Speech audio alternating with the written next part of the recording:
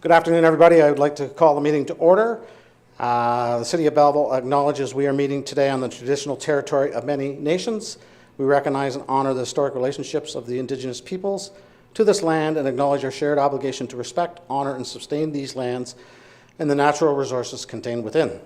We recognize all First Nation, Métis, and Inuit who call Belleville their home and support the need of cultivating a strong relationship with them. We look forward to fostering a path towards reconciliation and show respect to the Indigenous peoples who first lived and currently live on the land where we all now reside together. Please remain standing for a moment of reflection. May we be worthy custodians of all that has been entrusted to us. Help us to be concerned only for what will promote good government. May we bring to our council chambers minds that think and hearts that feel, always having respect for others, so that we may serve the people of our city in a helpful manner and for the good of all. Please be seated.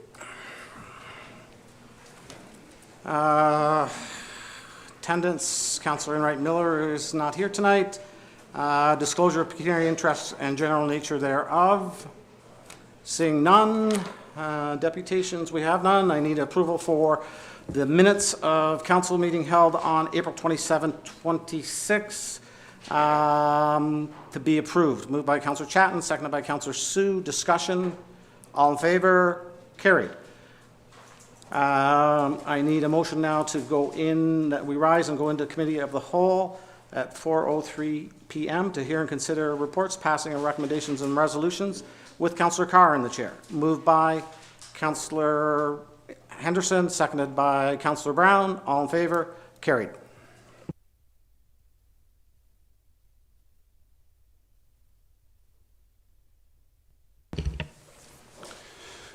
A reports. The agenda shall include under reports items that warrant individual attention from council.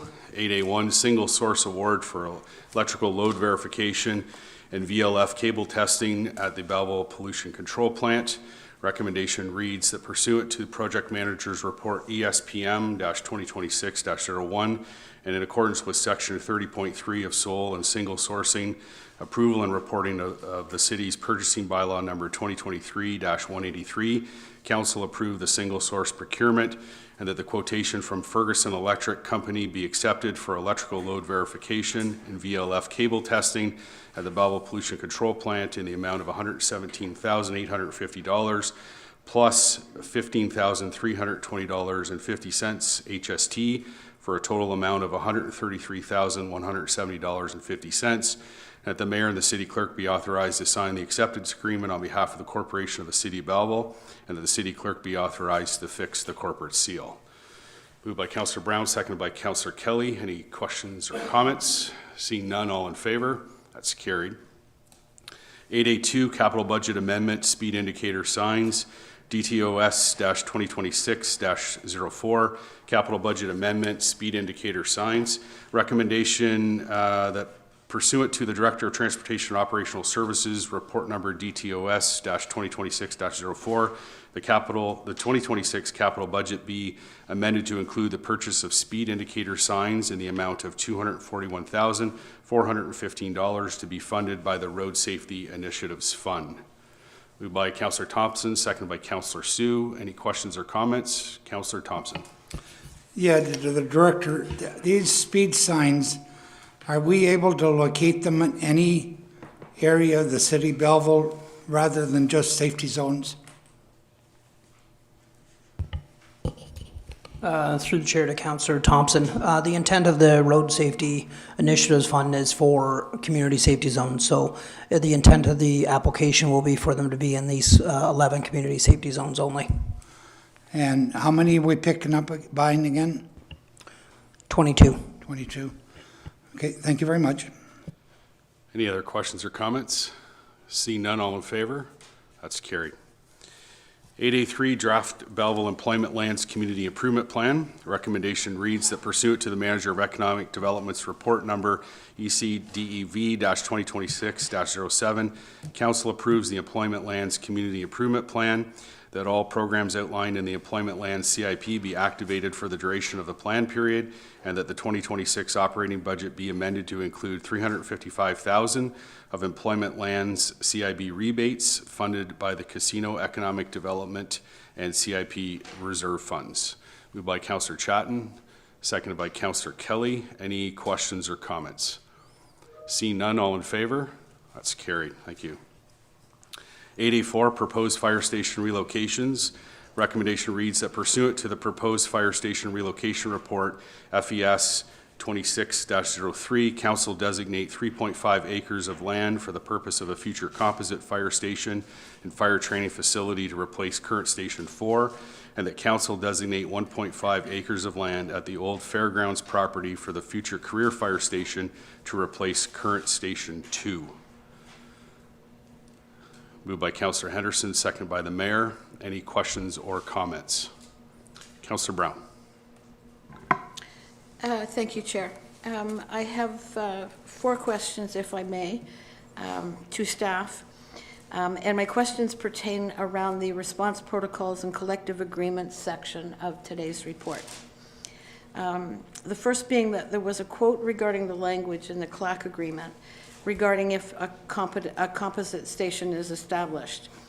However, I've been unable to find in any of the documentation whether that is new or was it existing language. So was the revised wording included in this contract only, or is it something that has been established in the past?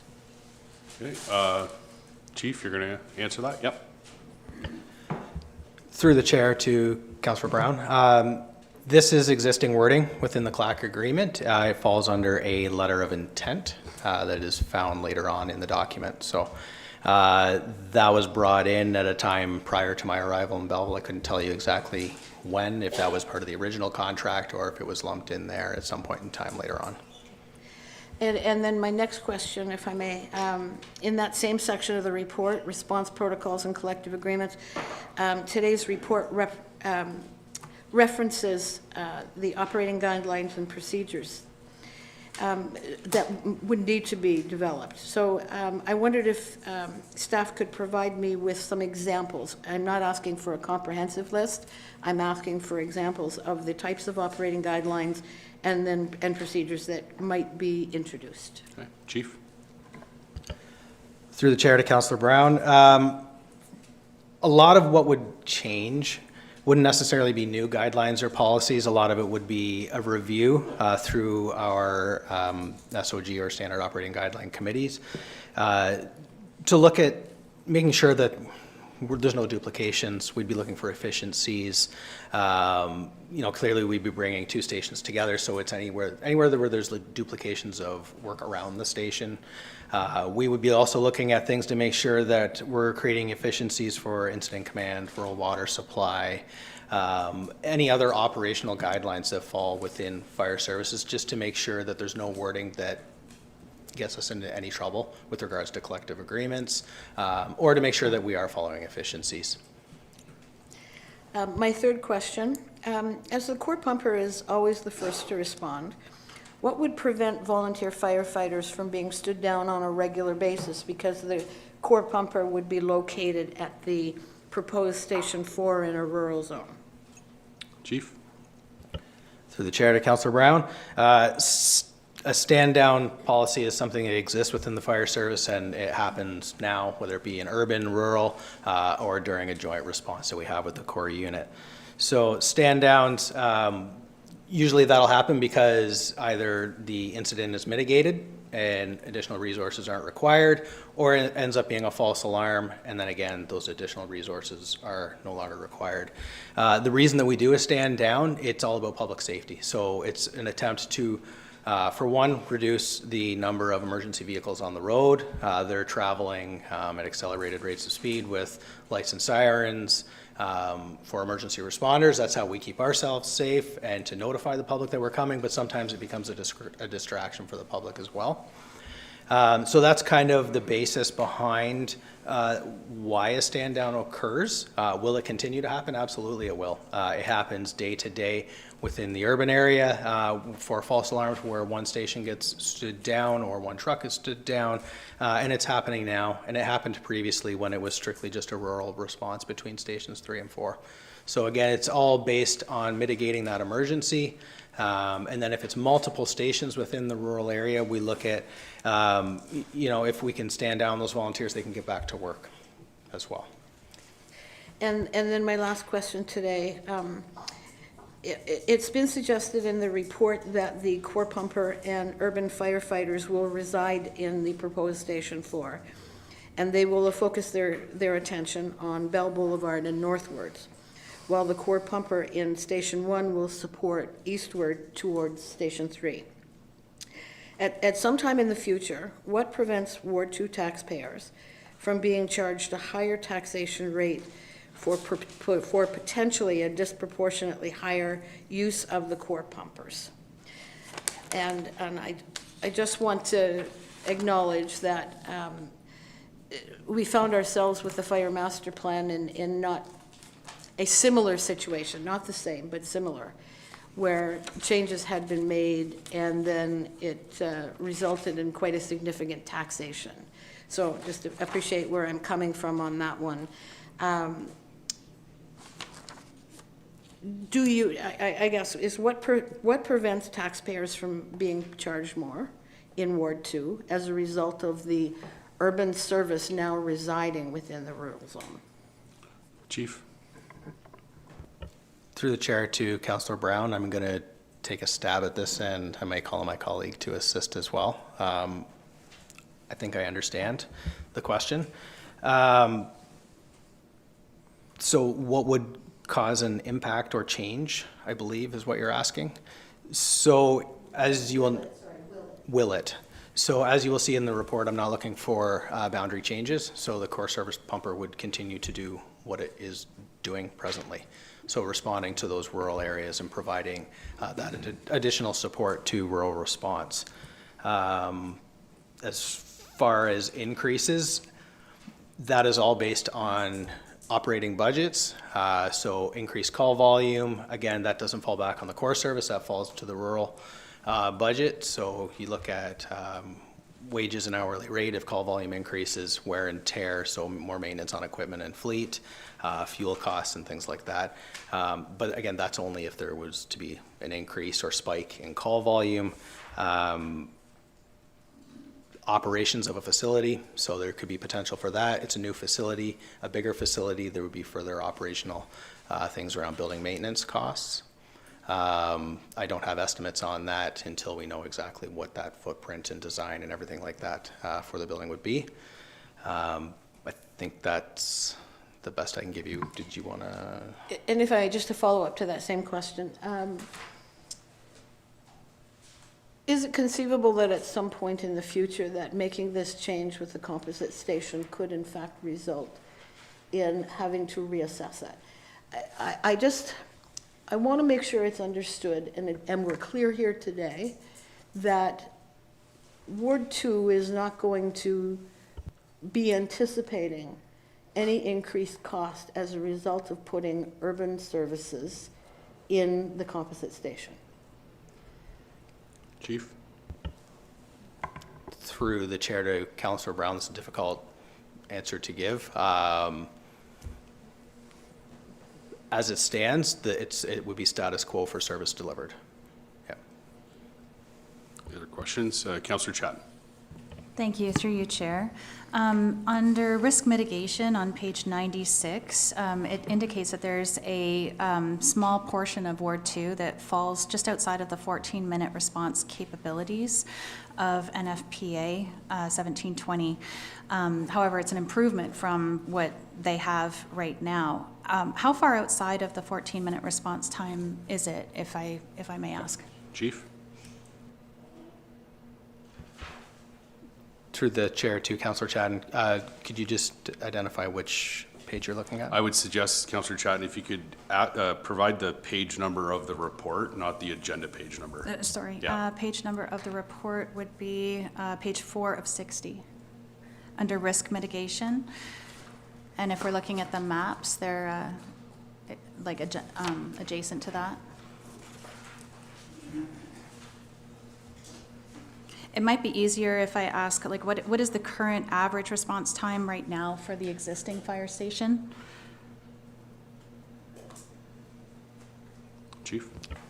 Through the chair to the councillor, just 1 second, please. Sure.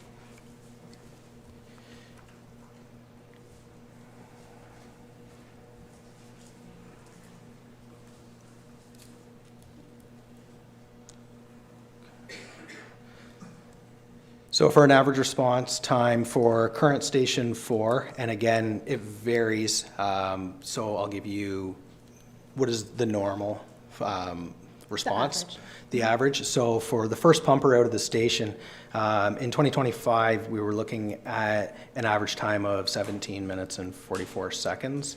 That's broad scale, so that's out to anywhere within the rural area for Station 4.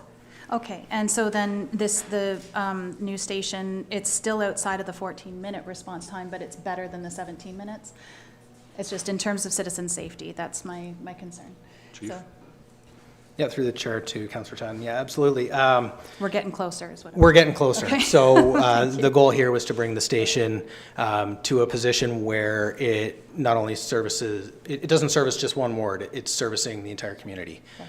It's about reducing our risk, not for one area over the other. It's to do the broad scope, to reduce response times to the northern portion of the urban area as well as the northern portion of Ward 2. Excellent. Thank you, Chief. Any other questions? Councillor Kelly. Thank you, through you, Chair. Few things for you, Chief. Just to be transparent, we received your report last Thursday, and I had a chance to tour Station 2 yesterday on Moira Street here in Belleville, thanks to Captain Peter Huffman and some of the crew that were there. It's certainly due for replacement. That's been around for 77 years. It lacks the proper facilities, and the doors are too small for the truck, and it's not barrier-free. Our city talks about being accessible, and here we have a fire department station that's not accessible, so, and that's not acceptable. So a couple of things here for you, Chief. Not everybody is up to date on what we're discussing as far as the notes and the report. So Station 2 is planning to move to the old fairgrounds in Belleville. And it has been reported, most would be aware that the land there is contaminated. And any concerns from your end with moving to contaminated property? Chief? Through the chair to Councillor Kelly. So we are aware that there is contaminated lands within the fairgrounds. In discussions with our Engineering and Development Services Department, we've talked about the process of identifying areas that are contaminated and what would be required for that remediation. But that is not my area of expertise, and I may call on my colleague, Director Ashton, to maybe... Director Ashton, could you add to that, please?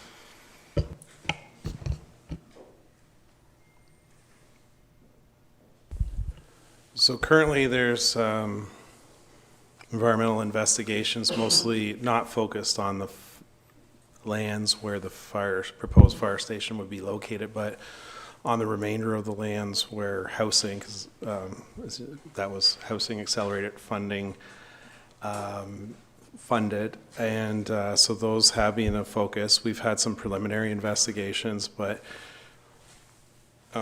if this proposed site is chosen by council, then we can start those environmental investigations moving forward. Obviously, a lot of drilling and delineation of those of perhaps some of the contaminated lands. There's also designing for the fire station and what that ultimate use would be. Sleeping, etc., will determine what level of cleanliness that land will have to be. So there is a lot of investigation, but we don't necessarily want to spend money until that site, if it is proposed and selected by council, then we can get this sort of move that forward for those investigations. Councillor Kelly? Thank you. Next is now Station 4 in the report. moving to the new fairgrounds in Belleville. So it's been kind of, I think, some surface talk here this afternoon, some concern about losing the volunteer fire perspective, because in the report, I believe it states at the new fairgrounds, Station 4, there would be 4 firefighters in that station. Is that fair? Is that correct, Chief? Through the chair to Councillor Kelly, correct. All right. So I guess I always side with public safety. And can you explain or give us an example? I hate to throw this out at you, Chief, but can you give us an example? Because I've been hearing it now for the last several years about volunteers and firefighters. What is the relationship between volunteer firefighters and firefighters if they go to a fire? How does that relationship work? Councillor Kelly, I'm assuming you mean full-time firefighters versus volunteers. Yes, They're yes, both sorry. firefighters. Sorry, Yeah. thank you for clarifying. Chief? Through the chair to Councillor Kelly, are you talking about what the relationship looks like between them or the work that Just they're if there's a performing? fire, can you give us an example of a recent fire where they worked well together? Absolutely. I can probably give you a couple of examples. I can give you an example, one that happened in the urban area and one that happened in the rural area. So we'll start with rural first. So we recently had a grass fire out in the rural area.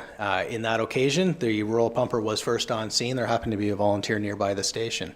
The first truck arrived on scene and it was quickly followed up by the Corps Service pumper.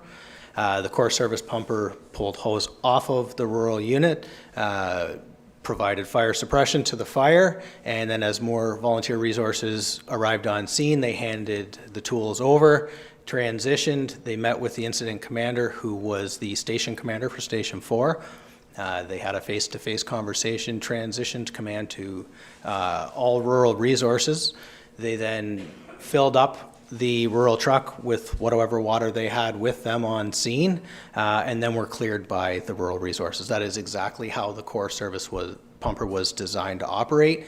It was there as the stopgap to provide resources when we didn't have them on scene from our volunteers, and then as the volunteers muster in, that Corps Service unit goes back. These kind of responses happen continually, and we have not, to my knowledge, had any recent issues between urban and rural resources or staffing. On the flip side, we recently had a large-scale fire in the urban area of Belleville, which dumped the entire department. So all stations responded to this incident in some form or fashion, including the callback of all full-time staff. That's a big event for our city. And in this occasion, it wasn't just about providing tanker support. Normally, if the rural resources are called into the urban areas to provide tanker support, they did that, but they were also there for boots on the ground, providing support with loading hose and providing whatever other scene management or scene tasks were required of them. Again, they worked hand in hand. If you were looking at them, you would not know the difference between full-time and volunteer on the scene at that time. Thank you. Couple more? Yeah, absolutely. Oh, thank you. So we see the growth in Ward 2. We see the development. You come into Belleville now at evening time, Highway 62 coming in south. You see all the lights and the homes, so we know that Ward 2 is growing like a bad weed.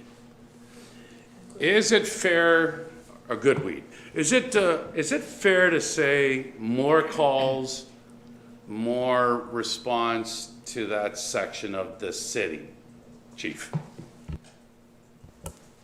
Through the chair to Councillor Kelly, I would say our call increase is citywide. I wouldn't necessarily put it to one space. So we were running statistics this morning, and right now we are over 100 calls ahead of where we were at last year. So call volume is increasing across the city. Final comment, you know, we have, I think I found out today that there's 45 volunteer firefighters working closely with the fire department, all the different stations. I will say this because I know that some might think walk a tightrope on election year, but, you know, there's a lot of talk about our fire and emergency services in the city, and we see the growth north of us. We see it. And it frustrates me when we talk about tax increases. So I did some homework today. A home assessed in Ward 2 at $250,000 in rural is $217 per year. In urban portions of Ward 2, and we see the development, we can't deny that. Residents with a valued home of $250,000 pay $310. Urban service under the urban umbrella in the city of Belleville is $582 per year. We get the same quality service. Public safety is a priority. And when I hear that we're nickel and diming it, and others are paying almost double than others that are in the same city, I think it's time now that we move this divided line away from the city of Belleville and we're one. I'll leave it at that. Mayor Ellis. Just a quick question, Chief. I know in the report you mentioned about size of trucks, and I know from past, we ordered a truck way back and we had to let the air out of the tires to get in the fire hall. And then the old Station 1, we had to dig out a whole trench to get the truck in. How long do you think, like how hard is it to order trucks now to fit in our halls? And do you see that, is it more expensive to order, especially custom truck that's smaller? Chief. Through the chair to the mayor. So it is extremely difficult. If we go back about 3 years in time, we had ordered 2 urban pumpers, and at that time we had height restrictions for Station 2. It was extremely hard to locate, and in the end, we ended up, I believe, sole sourcing those ones because of the difficulties we had. No one could provide us with a truck that would fit. It took a lot of digging to find one. Station 4, no difference. It's an old cheese factory, and it's extremely hard. The doors are limited on space, and there's no room to elevate the door height in the facility without causing or investing a lot of structural work there. We recently just went through the procurement process to replace 2 of the pumpers in that station. One for there and one for Station 3, and then prior to that, we did the same thing for the rescue trucks. And both occasions, it was extremely difficult to find apparatus that would fit through the doors. And in this case, for the pumpers, this time around, there was some no bids because the suppliers just couldn't meet the height restrictions. I think last year when you ordered the one for number 2, you had to take the antenna off or something, or revamp something on that, you said, to actually make it fit in that hall? Chief. Yeah, through the chair to the mayor, there's been some readjustments that we've had to do. Some of the equipment, it was the ground monitor up on the roof had to have some adjustments. You don't have to pump the tires up when you come out of the hall, though? The tires are okay. Okay, thank you, Chief. Any other questions or comments on this one? Seeing none, if Councillor Thompson could take the chair for me, please.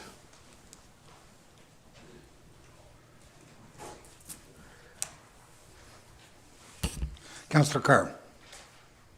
Thank you, Councillor Thompson. Chief, through you, Mr. Chair, if the chief could remind council what the budget is between the total budget for urban fire service and what the rural fire service is, and if he doesn't have that readily available, I know he sits next to the Director of Finance, and between the two of them, they would have that answer. Chief.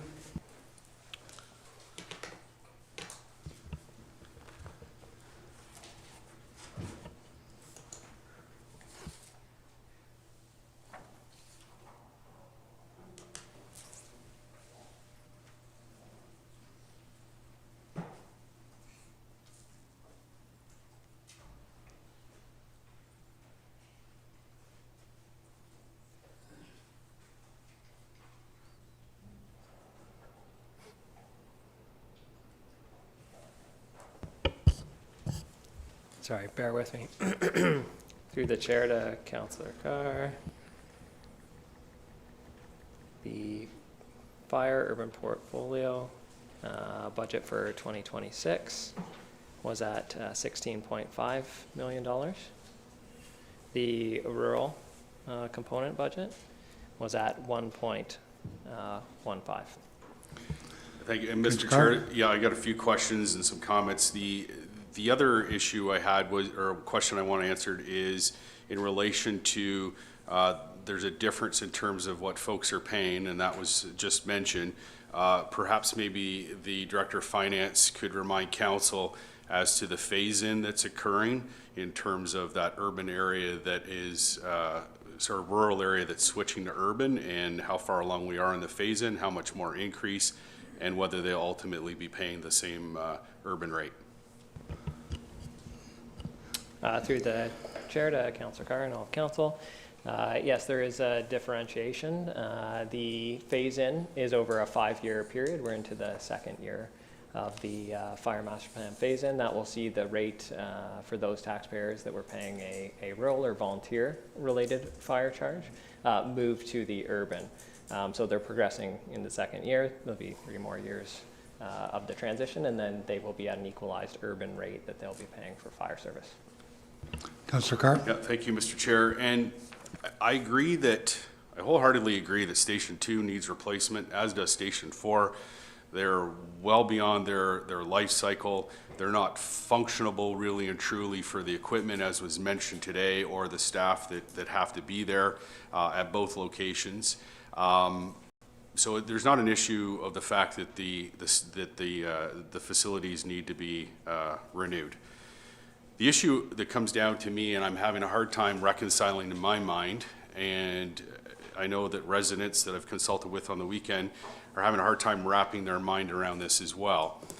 So when we go back to the Fire Master Plan, identified that there was no coverage in the urbanized area of Ward 2 or adequate coverage, and therefore it required this urbanization.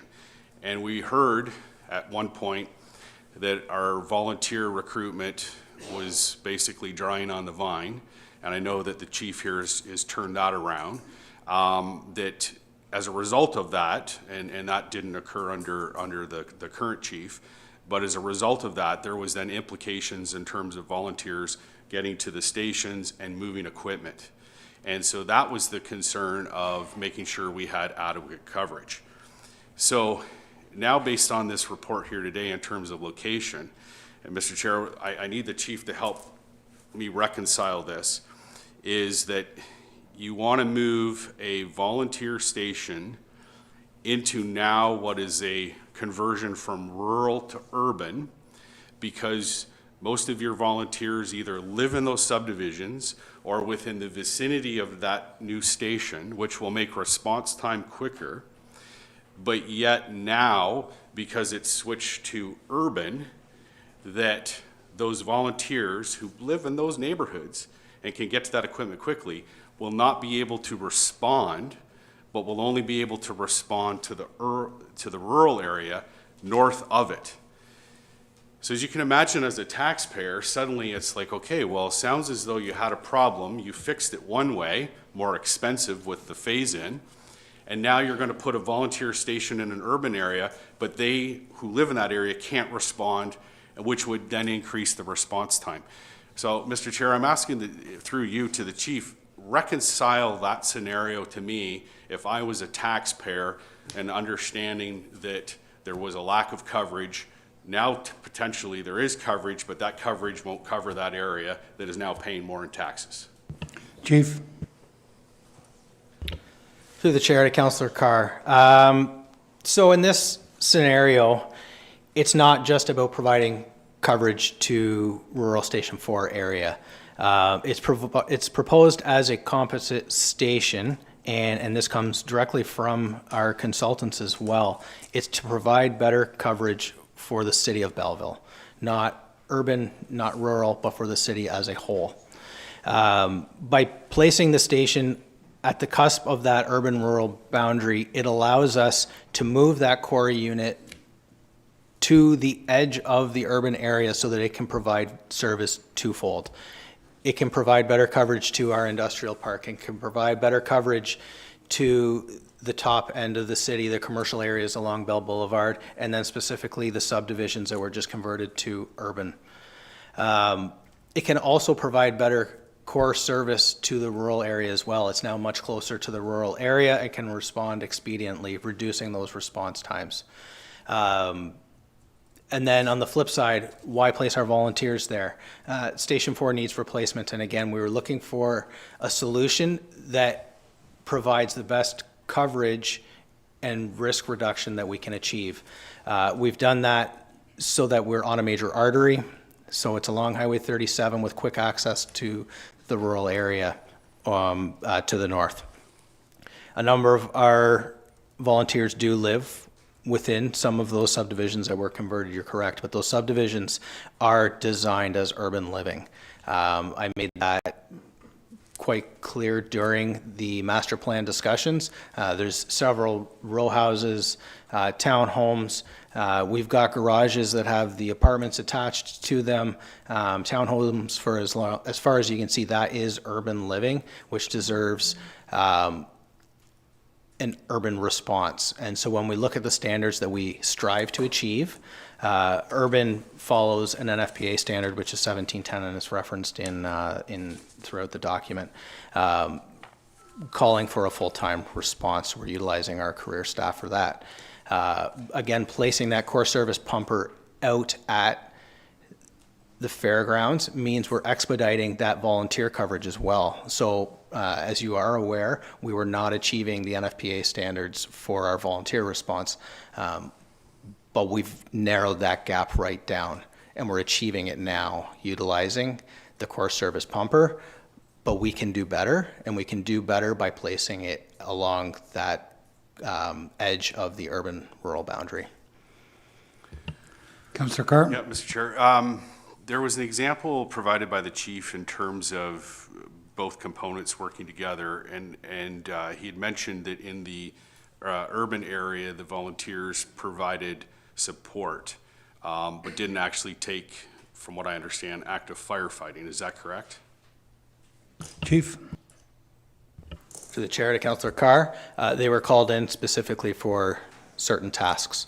So they provided, I would say they did provide fire suppression because they provided water. They provided the water supply for our apparatus because there was no hydrants in the nearby area. They provided resources while the urban staff were taxed. They were exhausted from working hard. Equipment needed to be put back into service. The volunteers helped reload hose, more hose than we've probably stretched out in this city for years. So I would say actively, they were just as much engaged in the incident as the full-time staff were. All resources were necessary at that scene.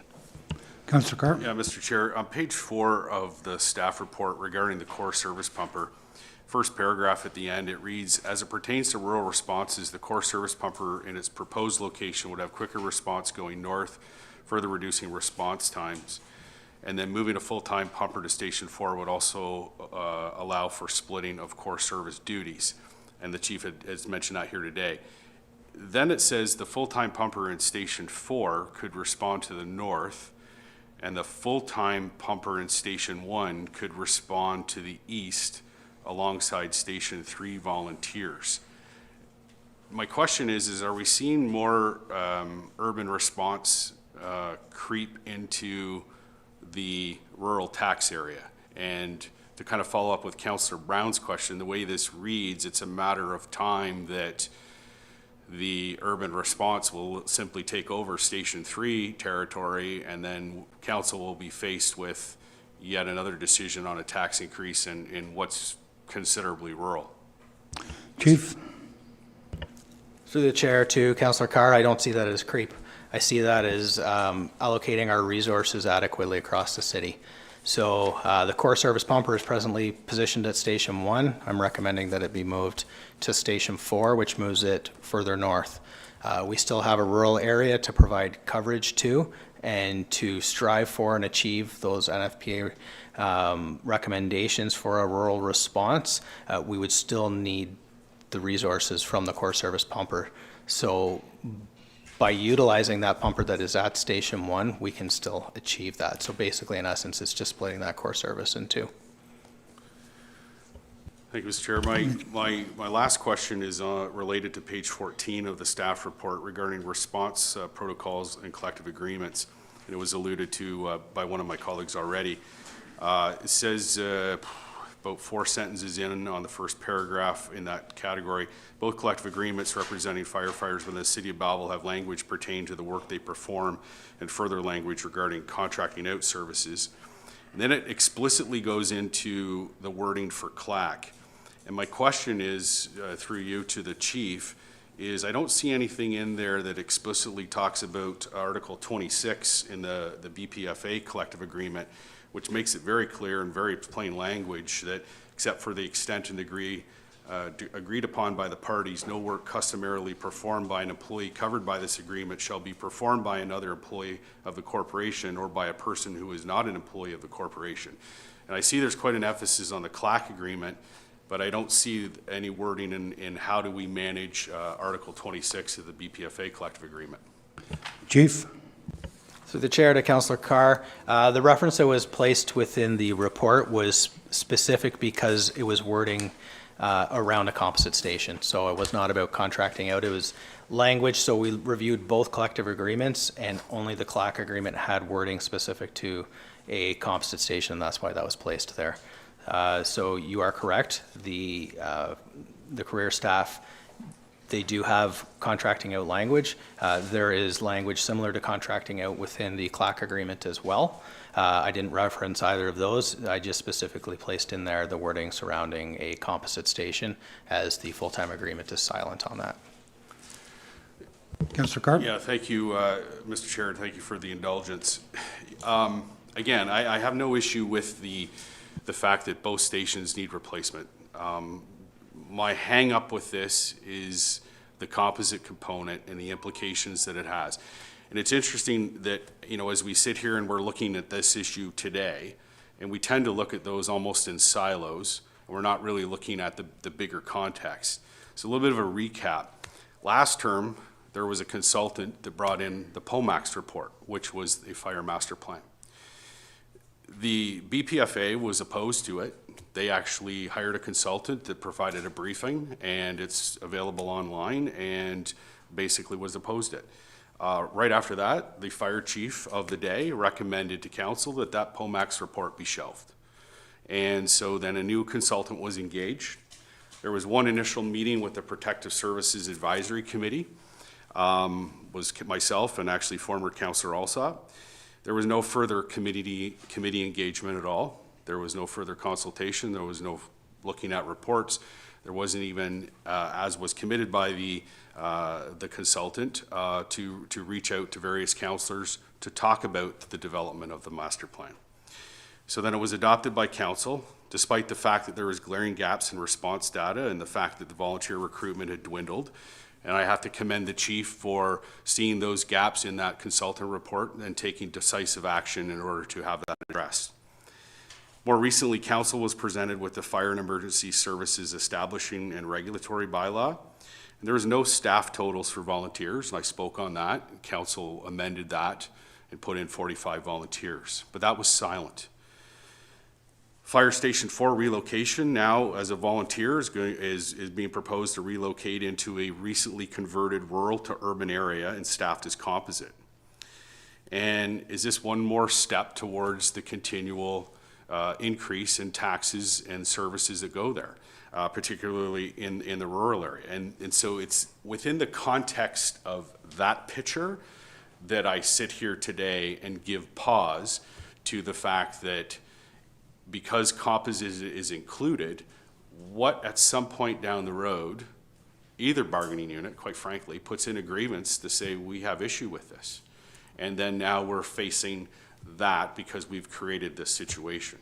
We have response areas, and I could go back even farther in terms of coincidental response and all the nonsense that went on there. Rather than just providing a service, there was so much infighting that it was unbelievable. And at the end of the day, we have residents that pay the bill and that we're all, whether we're staff or elected officials, accountable to. And so when I see all these steps occurring and I look at it at the larger context, it makes me stop and pause as far as introducing composite. And what does that door open down the road that will have consequences that this council or another council will have to face in terms of tax implications, levels of service, and on it goes. And I recognize that there's risk associated and risk has to be managed. And, you know, through the consultation of the fire master plan and even speaking with residents more recently, Mr. Chair, they made it clear that there was an acceptable level of risk that they were willing to take as residents and what they were willing to pay for. And that ultimately has to be considered as well. So I just say all that to say that it's unfortunate that the composite component is in there, and as a result of throwing that station into a recently converted area, just to me is something that I can't support. And it's unfortunate because I think that there would be, there's certainly merit for both those stations. But when I look at within the other context of all the steps that have come before previous councils and this council along the way, incrementally, I'm not liking the sound, and the folks that I represent certainly made it clear to me that they don't like how this is playing out. And so I won't be supporting today's resolution, Mr. Chair. Thank you. Anything else, Councillor Carr? No. Thank you.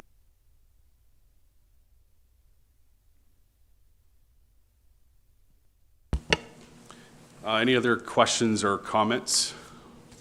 We've got a resolution. All in favor? Hands up so I can see. Carried. 85, declaration of surplus property process for non-viable land, South John Street. Recommendation that the Manager of Realty and Property Services report, MRPS 2026, declaration of surplus property process for non-viable land, South John Street, be received. Moved by Councillor Thompson, seconded by Councillor Sue. Any questions, Councillor Thompson? Thank you, Chair. This has become quite a contentious issue, and it really stems back to 2 weeks ago when we brought in a bylaw without any background. And I think this set the stage maybe for some wrong information, or information that wasn't, maybe not wrong, but information that wasn't understood by all. And I have to apologize for that as a councillor, because that set the stage for some people to be emailing. And, you know, and I certainly appreciate everybody emailing all the councillors, not just me, with either their agreement or disagreement with this situation. But from what I understand from this one, that this gentleman wants to put a park.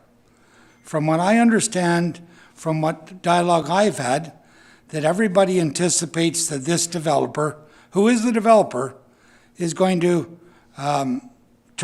put a park in and then sell it. The land's contaminated, so how he would be developed on it would be quite a situation.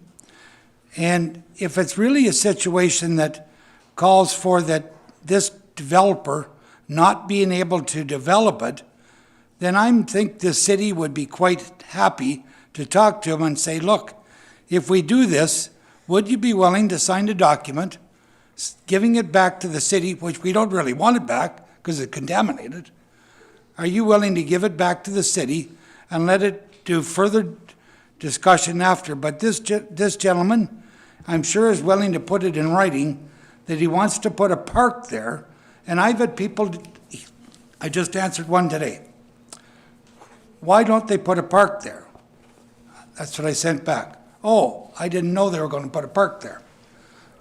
So if they're going to put a park there, there's parkland down there. This land has sat vacant for I don't know how long, 20, 30, 40, 50 years maybe, and nothing's happened to it. Finally, we got a gentleman that wants to put a park there for his daughter and others to play on. And one of the reasons was for his daughter. Just, can I have order in the public gallery, please? Thank you. Go ahead, Councillor Thompson. Thank you. You know, I think we're all serious about this, and I know there's talk in the chamber about this situation, and I appreciate that. Everybody has an opinion. And at the end of the day, this council will make a decision on this piece of property. And I'm willing to go whichever way they want to go with it. But I'm speaking my piece, saying that this developer proposes to put a parkland, not develop it. If it makes it more viable for everybody, then I would ask the city to go through the lawyers and say that if it's no longer a parkland, it come back to the city, then the people in the future can do what they want with it. But this developer, from my understanding, has no intention of developing it to make money. Thank you. Councillor Henderson. Thank you, through you, Mr. Chair. I just have some questions, and I wonder, is Diane McFarland, the Manager of Realty and Property Services, here to answer them, or who would I address them to? I'll go to Director of Corporate People Services. Okay, thank you.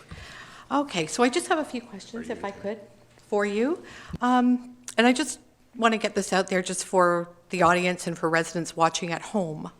Can you tell me, has the city commissioned a Phase 2 environmental test on this particular property since we've owned it? I'm actually going to redirect that to the CAO. Okay. Through the chair to Councillor Henderson, my knowledge, the city has not. So that's no. Okay. So the second question I have, if I could, Mr. Chair, has the property been appraised by a city-commissioned appraiser to determine fair market value? Through the chair to Councillor Henderson, the city has not had an appraisal done. Okay, thank you. The third question I have is, has the property been listed on the open real estate market since it came into city hands in 1973? CEO.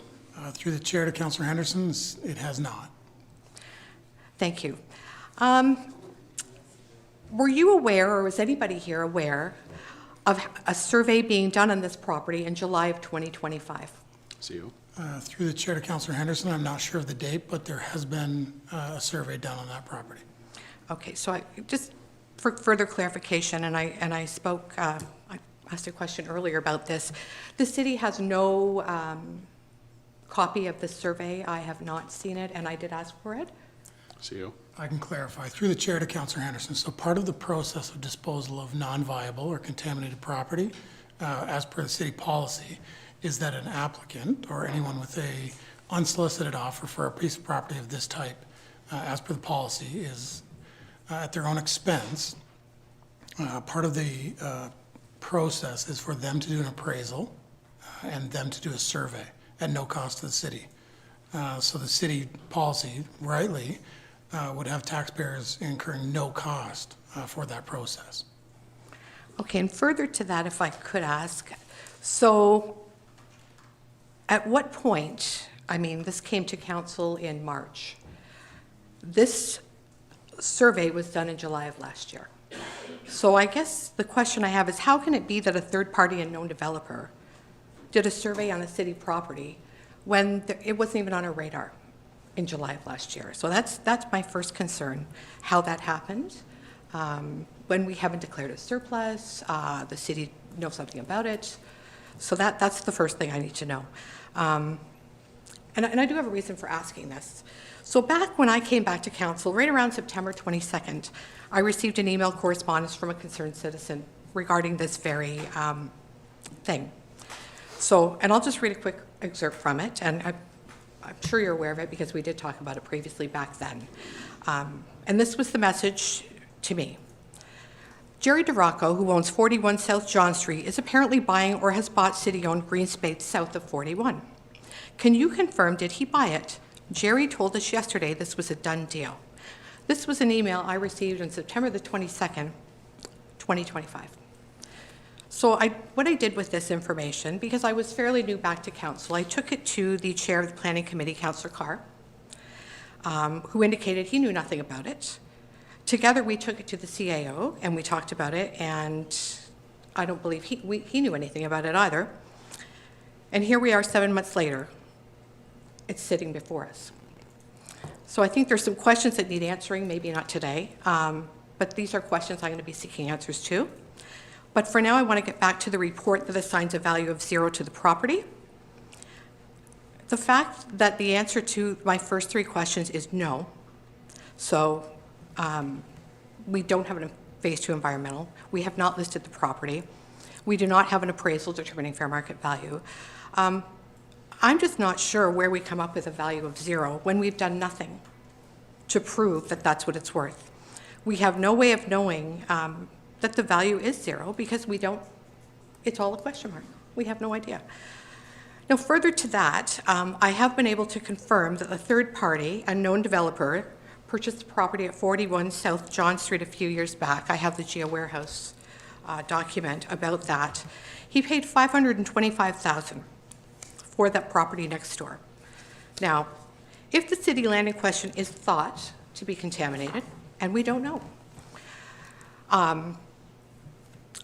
the land at 41 South John sits directly next door. Would it not be subject to the same contamination if we did no remediation? The third party was still willing to purchase the property for $525,000. The property has a land, I guess the land is about a third of the size of what the subject property is, our city property. It has a house that's boarded up and that most likely looks like it requires demolition, which does cost as well. So I guess my question is, why would we transfer a property for free that has the land 3 times the size of the one next door at 41, and which the third party that wants this property, and known developer, was willing to pay $525,000 for the property right next door and expects that he should have this one for nothing? Using the third party's very own purchase at 41 South John as a benchmark, I would argue the city-owned open space could be worth at least twice as much money or more with that in mind. Now, if the argument we've heard here is about liability due to contamination, as the manager of property and realty services, Diane McFarland, seems to weigh her report heavily on, perhaps we need to have a broader discussion about Swicks Park. Because wasn't it known as a landfill site known as Swicks East Landfill, ID number 302-46001? Are we going to give away Swicks Park for the same reason, because we're a little bit concerned about a little bit of contamination here and there? Giving away a prime piece of waterfront so that someone else can profit from it isn't in the best interests of the taxpayers. I find it personally myself as a taxpayer a little insulting. I understand that we're just going to receive this report today, and the bylaw associated with the report will be coming back at the next meeting.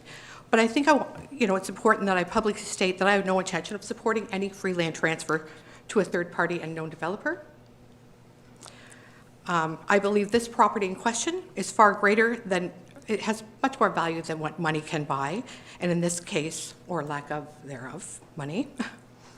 To state that the land is non-viable, I would argue that any green space in the city is viable. It should never be labeled non-viable. This is a gem in the heart of our waterfront district, and it should be retained as such. I think we could look at things like enhanced partnerships with organizations such as Rotary Club, Quinny Field Naturalists, or even develop it ourselves. I mean, we have no need to relinquish control of a prime city asset to build a park, which technically is going to be somebody's backyard, when we have the ability to build that park ourselves. So I'm not going to be supporting that for all of those reasons. I think that we have a chance to do the right thing here. We should keep this property. We should enhance it. We should do what's best for the residents of the city.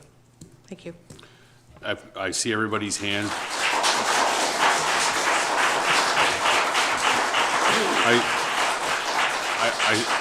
I see everybody's hands, and I'll get to everybody, and I've started a list based on how I've visually seen it.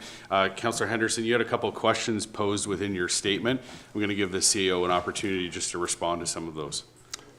Certainly, through the chair, just to Councillor Henderson, to be clear, question about environmental records on the site related to this process. Could you speak up a bit, please? To be clear, To your question about environmental records related to this process, the answer is no. Historically, the city has records from time of receiving this property that indicate there is contamination on the site from the time it was deeded to the city. So to say that there's no contamination on the site is not accurate from the city's perspective. So that is why the non-viable designation is indicated on the property. So from our perspective, that's why it is deemed as such and treated as such under the disposition policy. So that is why the treatment is as such. And so for the recommendation that's brought forward and given to council and treatment as such, that is the intent, and that is why the treatment is brought forward in that manner. So for our purposes, that's why we've treated it as such. And for any development, it would require a record of site condition and further environmental work to satisfy the Ministry of the Environment. You good? Councillor Henderson? Just one other question. Would any of that be required if we retain the property? CEO? Through the chair to Councillor Henderson, no. If the city retained ownership of that property and there were no development on that site, it could sit as it sits today for an indeterminate period. Thank you. Okay, I have Councillor Chatton next. Thank you. Through you, Chair. I'm just wondering, I assume that the environmental testing would have to be completed first before we would be seeking a fair market value assessment from the city. Is that correct? And if it is, I'm just wondering what the timeline is on that. How quickly can we actually do that, expedite that, so that we know exactly what values we are dealing with? Yep, CEO? Through the chair to Councillor Chatton, really depends on what council is looking for. If you're looking for a market value, you're going to get a qualified market value on a property with known contamination. You'll get a market value as clean, and you'll likely get a non-viable property because the record of site condition and cleanup of contaminants until tested and known quantities will likely exceed the value of that property clean. So get a qualified statement until you do remediation or until it's completely known. So at this point, you'll get an estimate of cost in a relatively short period, but the actual work would be, at this point, unknown. Okay, Councillor Brown? Thank you, Chair. On April 13th, I moved to table the bylaw 2026-046 and requested that some additional information be provided regarding the evaluation process, as well as other options for the property that might benefit the neighborhood as a whole. I appreciate today's agenda is only for information. However, having received numerous emails, comments, concerns from many, many residents, I'd like to offer the following, to be followed by a question.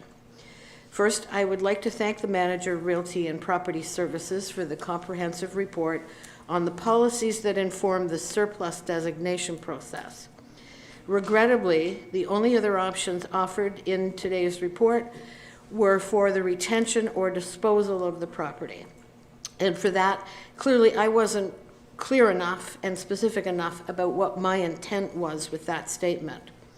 What I was expecting was what other amenities might benefit the neighborhood residents, the people who moor at Myers Pier, or those that regularly travel the waterfront trail. For instance, there's a children's playground just down the street. So could a multi-use court that could offer pickleball or tennis or basketball or the like? And what I was thinking was Bird Park in Thurlow, which we've just recently approved, a multi-use court, because on that piece of park property that resides within Settlers Ridge, we are unable to dig on that property because of existing pipelines. So yes, I appreciate that pipelines and contamination are different, but one of the things that I really don't understand is how deep is the contamination? Is there in fact some clean soil on top of that that could accommodate something like a multi-use court? I imagined that the waterfront activation with food vendors and park benches to enjoy another aspect of the bay. I imagine floral gardens that might contribute to a naturalized space, and wayfinding signage that would support various tourism points for our visitors, particularly the visitors coming that more within our Myers Pier accommodations. The manager's report today also indicated that the abutting landowner had advised staff they intended to build a house on the abutting land located at 42 John Street. And that's referred to in the last paragraph on page 1 of today's report. Over this past weekend, there have been at least 2 and more media reports about the proposed use of the site, with quotes from both the potential owner and a family member of that owner, indicating something quite different for the property. And I paraphrase, but it's a quote. The abutting property owner said yesterday they planned on creating something for community use and had no intentions of building a residence. So if the property is in fact being purchased for community use, why wouldn't the city retain the property and include it within our recreation and parks master planning as it's currently zoned as open space? Yes, council will have to consider the financial implications of these types of investments, such as what else could we do and what I imagined. And yes, I acknowledge that it would be in a future budget. We do not have the funds currently. This 0.85 parcel is the last remaining property immediately adjacent to Myers Pier, and once it's gone, it's gone. I believe it's premature to release this property before we have fully assessed what will serve the city and our waterfront continuity. Therefore, my question to staff is, what are the steps available to us as council to take a step back from this transaction and think about what should or could happen next for this piece of waterfront property? CAO.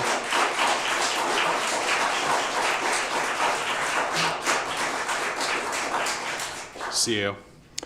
Through the chair to Councillor Brown, understanding your tabling motion and the request for the other options, ultimately I think your other options fall in the third option in the report, which would keep it in the city's inventory of properties and ultimately come back to council through the budgetary process with options, with some direction from council as to what you're looking for, with all the risk mitigation and costing related to whatever that looked like, if it were multi-sport courts or gardens or park amenities.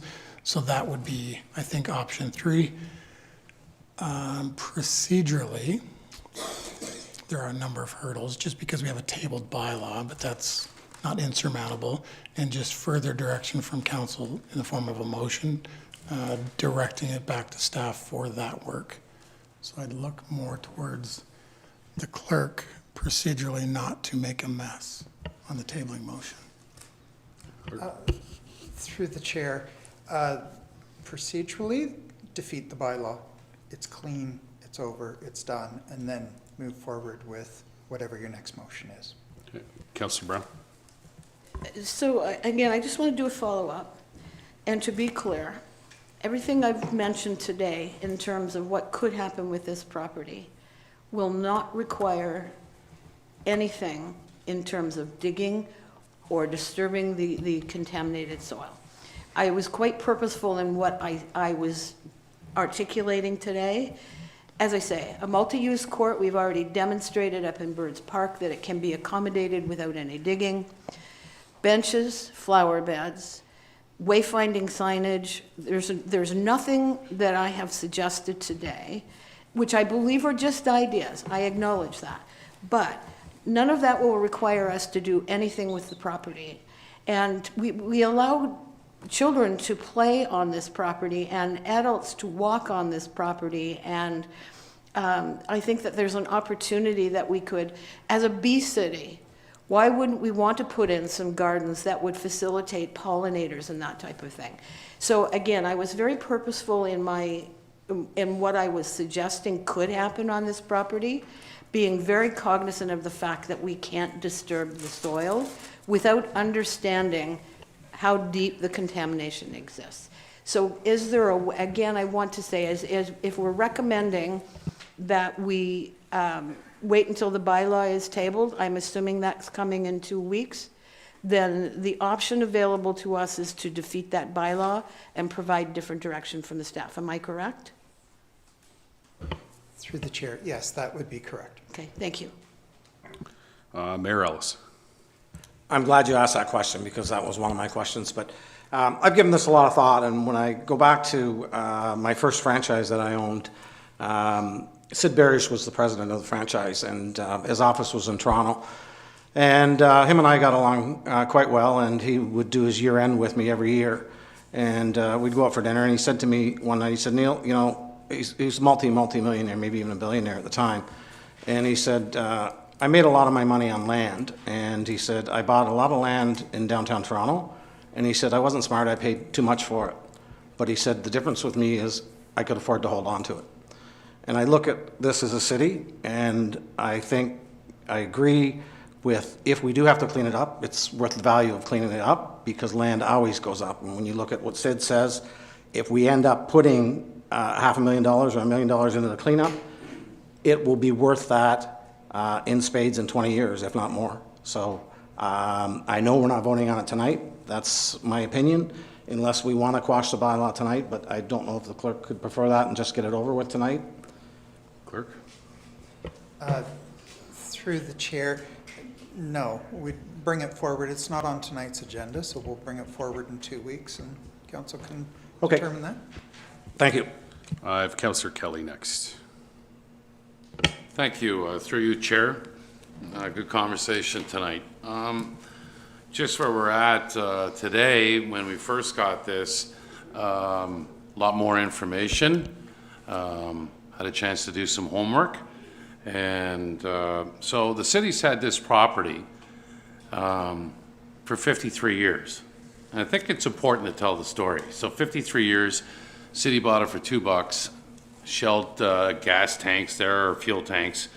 The property is less than an acre we're talking about.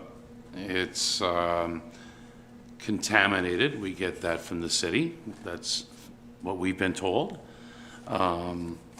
So I looked up, because I know 4 years ago we had the Parkland and Recreation Master Plan, and I remember that because we had a presenter here at City Council, and they were talking about what we could do to enhance our city, the waterfront, Swicks Park, and I happened to pull up a couple of the statements that resonated with me over my research on this particular issue. Parkland and Recreation Master Plan Phase 1. In 2022, the City of Belleville worked on its first comprehensive plan to guide municipal investment in parks, land acquisition, and development over the next decade. The plan identified a need for increased waterfront land acquisition and better trail connections along the Bay of Quinte. Number 2 on the report, waterfront property strategy. A key focus was identifying gaps in waterfront connectivity and ensuring that city-owned parcels near locations like South John, Jane Forrester Park are retained for public access rather than sold. So just 4 years ago, we had that report, and the streets are South John and Jane Forrester Park. And then we're told that there's going to be a park there. We were sent a really nice design of a cancer park or a park for accessibility. I just haven't seen proof in the pudding, and I don't feel comfortable moving forward on this, and other councillors have spoken tonight, changing up the motion. But it does say here, and this is where not everybody in our city is aware of this, but it says municipalities in our report in Ontario are not required through legislation to provide extensive public notice when selling contaminated or non-viable Class 3 land. That's from the province of Ontario. So To me, that needs to be changed. My question would be for Mr. McDonald. With contaminated land, if it would start to leach in that area, the city is on the hook. Is that fair? CEO? Through the chair to Councillor Kelly, if there were off-site migration of contaminants and it was determined to be from that property that is city-owned, yes, the city would be liable for cleanup. I'll leave it at that. Thank you. Councillor Thompson? Thank you. And I've listened to going around the horn here, and I really intrigued with Councillor Brown's presentation. And when I spoke of about a park. And if the city's willing to keep that land and look into putting a park, that's all I want is the park. And if we can keep that as green space and we own it, then fine. Because the developer just wanted to put a park in, and I agree with the park. But, so, and I'm not doing this for, to look for anything in particular. I'm just listened around the table, and, you know, when I hear the idea of us putting in a park, then that's great. Councillor Brown, I appreciate what you brought forward, because that's what I want. The developer wants to put a park. I'm sure he's happy he's not going to have to put any money into it. And then we will own the land, we'll have the park, and he can look after, we can make sure there's accessibility issues dealt with that. So I'm, after all the dialogue, and I still stand behind what I spoke at first, but I'm willing to listen and say, okay, let's look at this further, and let's bring some cost to put a park down there. We got the beautiful Christmas display down there that I'm very proud of, that we get tons of people at. And if we can maintain that down there, then I'm certainly willing to look at that. Thank you. I have Councillor Chatton next. Thank you. Through you, Chair. I understand that it's not actual process to be dealing with this tonight, but I don't want to waste 2 weeks on this. I don't want to wait for us to defeat this bylaw in 2 weeks' time where it appears on the agenda. We're all well aware of everything that is surrounding this tonight. I'd like for us to have it now. I want to vote now. Councillor Thompson, your mic's active. Mayor Ellis, before you proceed any further, I hate chairing sometimes because I want to speak on issues, so if I could have Councillor Thompson take the chair for 1 second, and then we'll continue on with the second round. Sorry, before you leave the chair, point of order. Yep, go ahead. Can I get an answer to that? I was going to answer. You're Go going ahead. to, you're going to, go ahead, Mayor.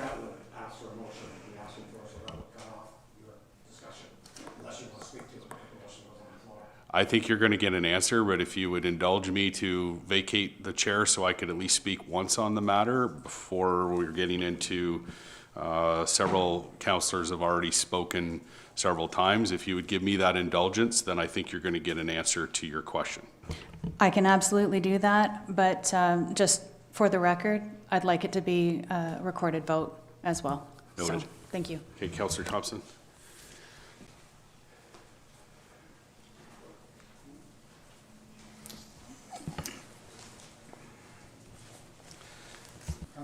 Councillor Carr. Thank you, Councillor Thompson, and thank you for indulging me with the back and forth. I'm not going to repeat everything that's here, but it's unfortunate that the process unfolded the way it did, and I did have a conversation with the CEO before today's meeting. When bylaws come on with no context, while it may work well for the administrative purposes that go on here, that without that larger context, there's gaps, and then we've seen those gaps now get filled with different articles in the news based on different perspectives. And one of the things that concerned me, and the one thing that I want to talk about, and I certainly appreciate what Councillor Brown has brought forward, and that's certainly where I'll park my votes in terms of where we're going. However, the fact that this now has been somewhat public in terms of the lobbying that's occurred and some of the things that have gone on, there's been a suggestion of a backroom deal. And I want to speak directly to that because I take exception to that thought, and I think we all should, is the process here has been a little clumsy, and I'm not blaming staff individually or collectively. It's just the context is lost, and then unfortunately it grows legs. So I want to make it very clear that as Mr. Chair, as Councillor Henderson noted, she brought it to me at a Planning Advisory Committee meeting in casual conversation of whether I knew anything about it, and I didn't. And it was shortly after that we approached the CAO, who said, no, we have no idea. So I was in the dark until this matter actually came forward in the form of the bylaw. Since then, though, I can tell you that the interested party who is interested in the city land emailed all of us on Friday, indicating that there's been public discussion, and you might have seen, because I think it all just got captured in the media, and then they were talking about reworking the grading and what have you. My response back to that individual, and I acknowledge everyone's email when they come in, that I acknowledge receipt of it and the attached correspondence. They also made mention of the fact that there was previous correspondence that was circulated to us on October 22nd, 2025. And I indicated that I had no record of receiving that. Then I received a second email with that October 22nd letter that was to be circulated to council, and I don't think it did, and that's fair, because I think staff were trying to avoid the lobbying that was going on back then. But it made it very clear in there that our primary goal is to facilitate a cut and fill process to meet the floodplain requirements. And I'm reading this, it's my email, so anybody can access my email if they so choose. But I just want to point that out to say that this thing has developed and grown legs, Mr. Chair, over the last few days in particular. And I want to just make the record clear that the conversations or the email record of the correspondence that I've had with the interested party is very clear, very pointed, and I was in the dark until this bylaw came forward. So I just wanted to clear the air on that matter alone. Thank you, Mr. Chair. Anything else, Mr. Cart?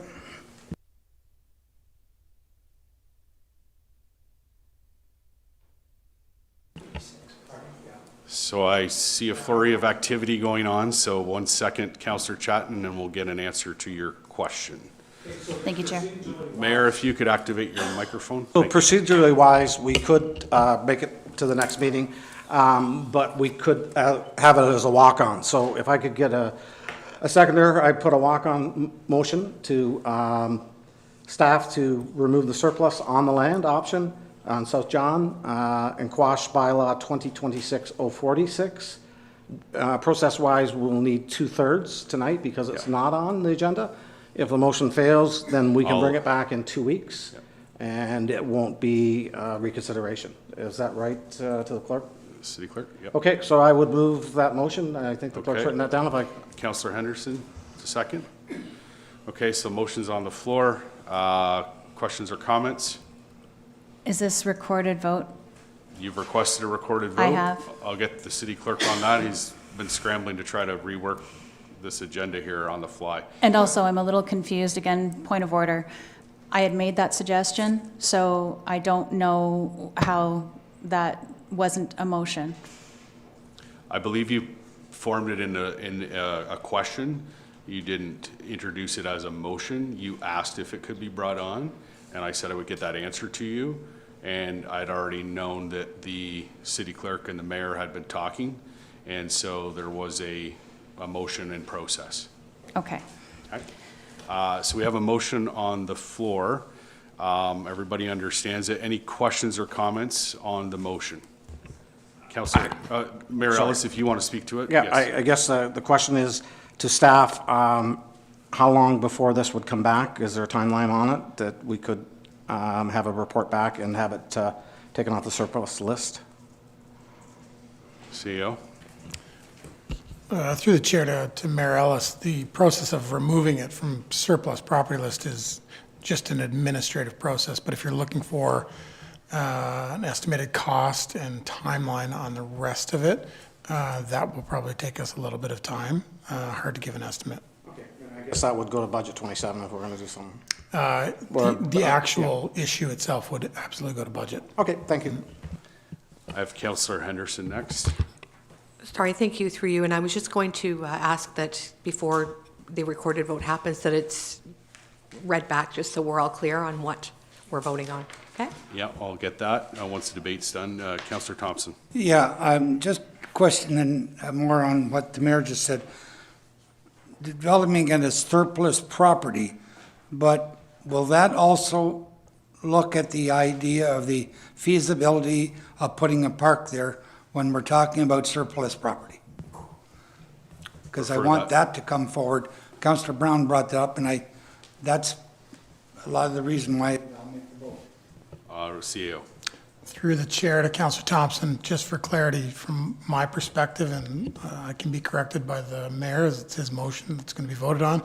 My understanding is that the bylaw declaring it surplus will be in effect canceled, and staff will be directed to prepare, in effect, a budget item to identify all the risks on that property, the cost of potentially remediating if required. We'll do all of that work. And to Councillor Brown's commentary, development of that property, and we'll get feedback from members as to what we're looking at to that That's end. really what I want, and it's really because of Councillor Brown bringing it forward. And I give credit to her for bringing that, because if all that's going to come back, then I think that fits our mandate. Even with the developer now out of the way, we still get a park out of it, possibly, if the funding is right. Thank you. Mayor Ellis. And I guess I'd just like to add, moving forward, and what we want to put there, or what the citizens want, that we include the community in consultation. Thank you. Okay. Any other questions or comments? If I could get the clerk to read out the motion.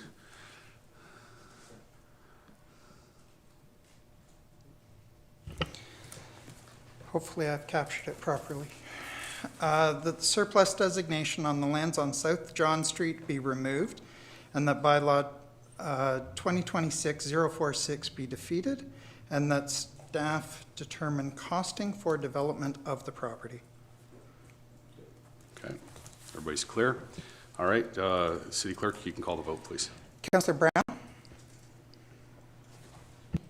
Too many microphones on there. Yes. Councillor Carr? Yes. Councillor Chatton? Yes. Councillor Henderson? Yes. Councillor Kelly?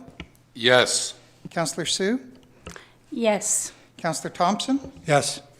Mayor Ellis? At least I'm not breaking a tie vote. Yes. Carried by 8.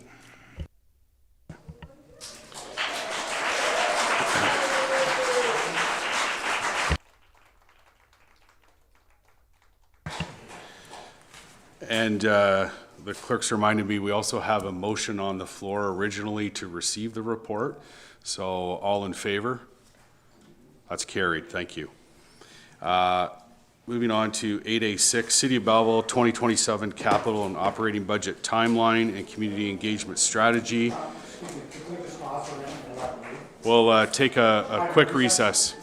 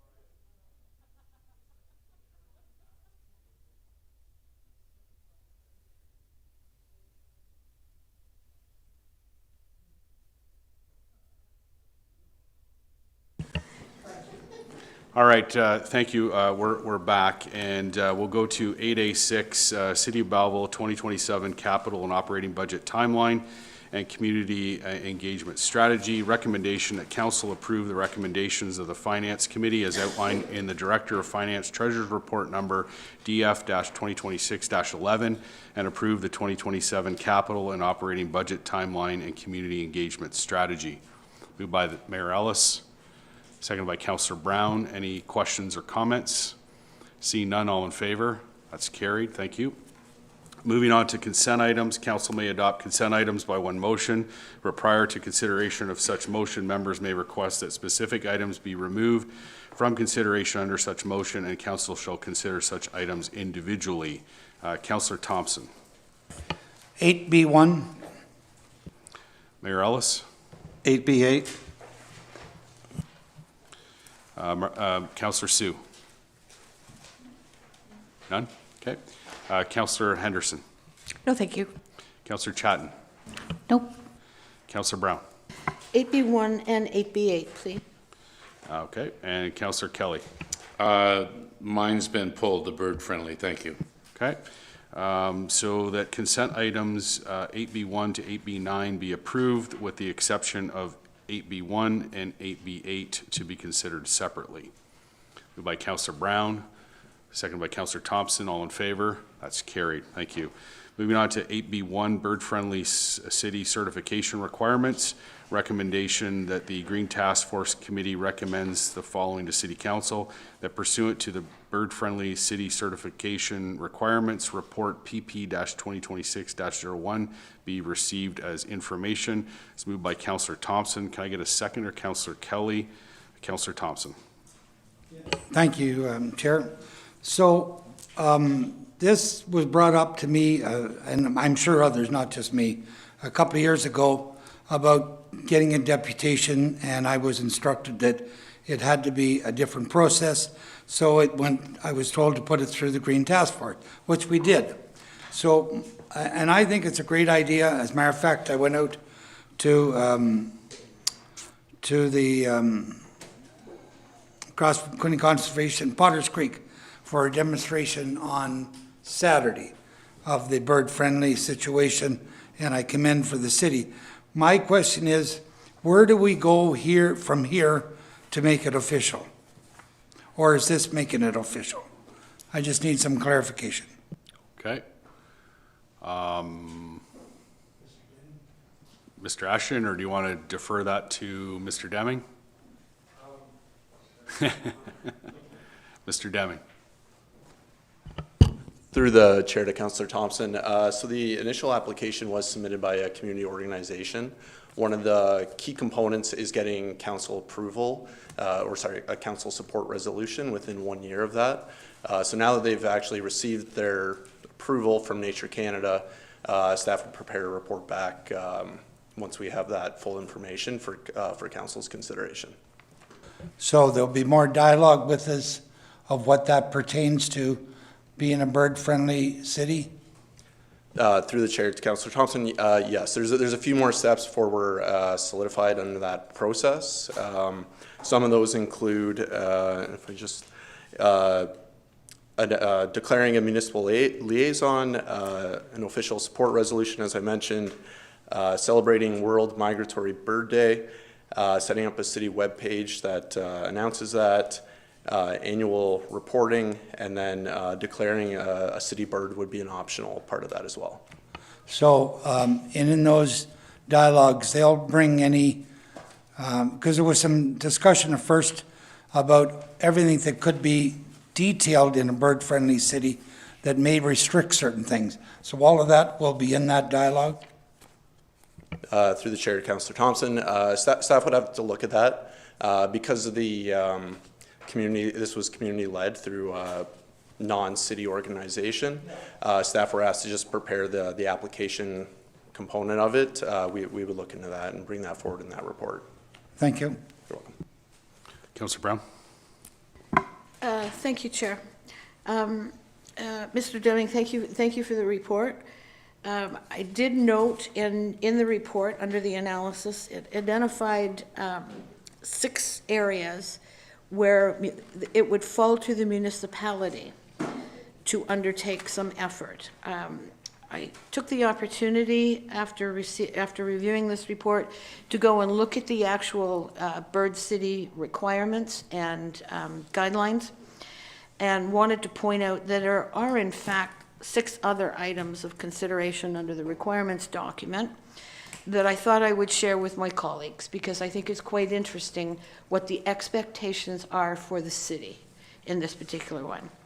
Some examples of impact to the municipal resources included active municipal strategy to reduce unowned cats and to mitigate their threat to birds, to develop and implement bird-friendly design standards for all new construction, to baseline and maintain a database of residents or buildings with treated windows, municipal light pollution strategy and light mitigation, elimination of single-use plastics through the municipal regulations, prohibiting active vegetation management during breeding season on municipal property.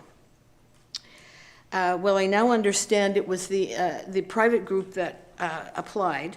My first question would be, what happens if the municipality does not support this initiative going forward? Director Ashton? So I think, as Mr. Deming said, we'll have a thorough staff report of the implications of bird-friendly city, not just with regards to what the requirements are, but the financial requirements as well, and we'll bring that forward. I think this was submitted by a community group, so we, as a city, will, especially through SLT, have to meet to sort of define exactly what those requirements are. So my next question, if I may, that despite the fact that we are talking about this as if an application is forthcoming, in fact, it's been announced through the media and through the community team that worked on this that they've been certified.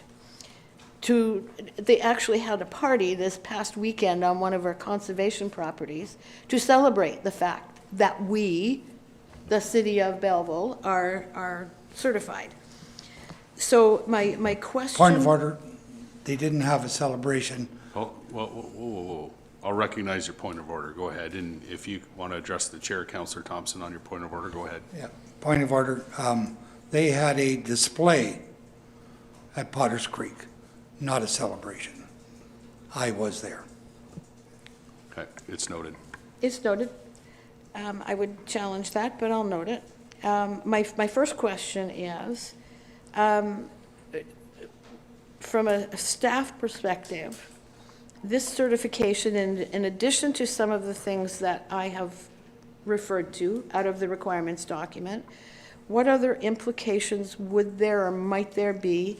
And again, I ask for examples as opposed to a comprehensive list that might occur on municipal resources. Director Ashton? I guess one of the discussions is limiting tree cutting, and there could possibly be insurance liabilities for that as well. So that would be just one example. So that would be part of the deeper dive we would take into this and bring a full report back. Thank you. And then my last question.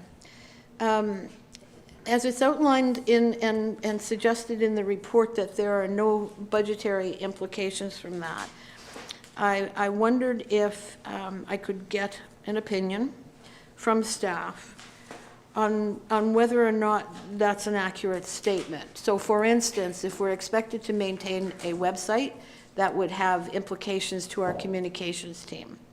If we're going to have to baseline and maintain a database of residents or buildings with treated windows, I see that as being an implication to staff, and there's a cost associated with that.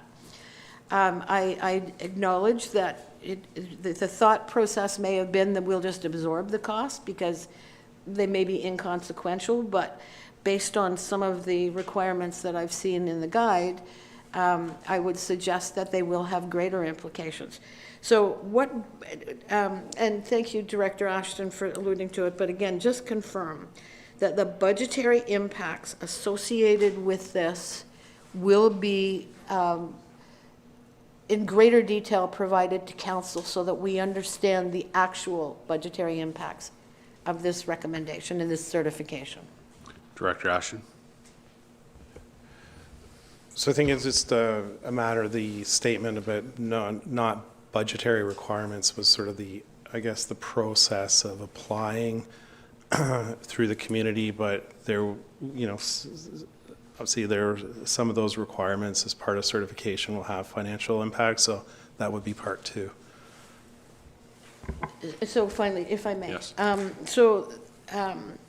And I apologize, I'm going to do this on the fly. I would like to recommend that pursuant to the current recommendation to make an amendment, that pursuant to the bird-friendly city certification requirements report, this is already here for the clerk, and received as information, and a report be provided back to council outlining some of the budgetary implications of all of the requirements contained within this certification requirements document. Do you have the wording? Okay. Yes. Okay, so I got a motion. I need a seconder. Mayor Ellis? Okay. So discussion on the amendment. Councilor Brown, it's your motion. Do you want to speak any more on it? Well, as I say, and thank you for allowing me to reiterate, when you look at some of the expectations of this certification, and I need to make it very, very clear, I am as hot on the environment and climate change and conservation as many around this table. I take conservation quite seriously. But in this particular case, there is a large expectation, I believe, on city resources that we haven't yet estimated or really understood the implications. And hence, that's why my earlier question about what would happen if the municipality didn't support it. And I don't believe that we can support it until we really understand the financial implications and the impact to the city resources. Thank you. Councilor Thompson. Yeah, and I appreciate the amendment, but when I asked Mr. Denning to come forward, and he said that he would have all the information provided back to us, I don't see any reason for the amendment motion, but we'll vote on it. I think we're talking two things in the same context, and I figure that when we asked Mr. Denning, he would bring all that information forward, and that's my feeling, so thank you. Councilor Chatton. Thank you. Through you, Chair. As I see it, this is just a vote to be received as information. We're not voting on becoming a designated bird-friendly city tonight. So I don't understand why we have the amendment at all. Okay, well, the amendment's on the floor, so it's there. You can speak to the amendment. I don't know how that qualifies, though. Sorry, I do need some clarification on this. We're voting to receive this as information. We're not voting to become a bird-friendly city. Wouldn't the amendment be more appropriate with an actual change? No, I'll get clarification from the clerk, but the amendment is then providing some direction to staff, which is to provide a report back with the details that Councillor Brown's motion, but if the city clerk wants to answer the member's question. Through the chair to Councillor Chatton, the amendment that's currently on the floor does expand on receiving it for information. It's not doing anything more than receiving it, but also asking for a report that will bring forward additional information for council's consideration. Thank you. Okay. Councillor Kelly. Thank you. Through you, Chair. I just want to speak about Belleville becoming a bird-friendly city. We received an email January 5th from Quinty Field Naturalists 2026. So 5 days into the new year, they sent us an email. It's on their website, Dr. Elizabeth Churcher. They asked for support from the city. And as far as I'm concerned, I think we already are a bird-friendly city now, because there was a press release out this past weekend. If you go to the Nature website, they're congratulating the city of Belleville. So I spent some time there. 41 municipalities in Ontario are bird-friendly. In Bay of Quinte, Belleville area, 180 species recorded. Belleville's top bird, one of the top ones, is the red-winged blackbird. London has the northern cardinal. Ottawa, Kingston, Woodstock, Peterborough, Windsor, Hamilton, all involved. In Kingston, their top bird is the Canada goose. In Toronto, it's the blue jays.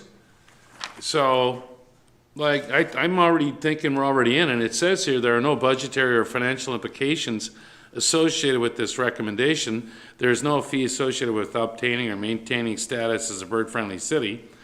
I understand Councillor Brown is concerned. I get where she's going with this, just what the expectations are of the city or staff to implement some of the yearly expectations are for the city to report on. But as far as I'm concerned, Belleville's already a bird-friendly city, according to press releases this weekend. I'm going to refer to the CEO on that. Through the chair to Councillor Kelly and to all of council, and echoing Manager Deming, the endorsement that was in the media identifies, as you say, Councillor Kelly, but also further clarifies that the program requires a council motion of support to finish that program. So right now, yes, They jumped the gun. it would appear that the media may not have it right. It's not complete. The process has started. There is no doubt about it. But the completion of the program and the full endorsement of that program is requiring a council endorsement. So they're partway there. Any other discussion on the amendment? Seeing none, all in favor to the amendment? Hands up so I can at least count, please. Carries. And this is the main motion as amended. There was 4 there, and I'm 5. So the main motion as amended. All in favor? Can we hear the motion? It's the main motion as amended, so well, I'll let the city clerk read it. Just so that we get it right.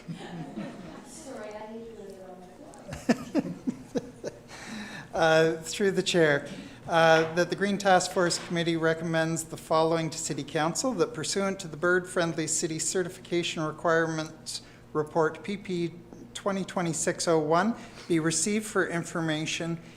And I didn't catch all of the wording from Councillor Brown, but it had to do with, and that a report be prepared outlining costing associated with becoming a bird-friendly city. Budgetary implications of becoming bird-friendly city. So we've already voted on that amendment, so now this is the main motion as amended. All in favor? That's carried. Thank you. Moving on to 8B8, Queen Mary Affordable Housing Project, Community Improvement Plan, Program 6, Municipal Lands Program. Recommendation reads that pursuant to the Principal Planner Report PP-2026-06, the implementation of the Community Improvement Plan, Program 6, Municipal Lands Program be approved in principle to support the development of lands located at 41 Octavia Street, commonly referred to as Queen Mary School Site, up to $625,000 for Part 2 of the development lands, location of the former school, and up to $1,250,000 for Part 3 of the development lands, vacant fields. Moved by Mayor Ellis and seconder Councillor Chatton. Mayor Ellis. Okay, I'd like to direct the question to Director Ashton. I see we have it in 3 parts. Obviously, 1.47 acres of parkland. Part 2 would be the Queen Mary School, and Part 3 would be the southern portion of it. I met with the group at the school. This was probably last year that we started this. And the common theme was that they're not against affordable housing. They would like affordable housing to be built. What the big discussion was the condition of the park and the size of the parkland that would be left there. And so I question, we have part 2, which I'm guessing is probably about an acre. If, in the report, Director Ashton, it says that there would be points given, more points given if whoever submitted a proposal, if they put both parts together and completed it.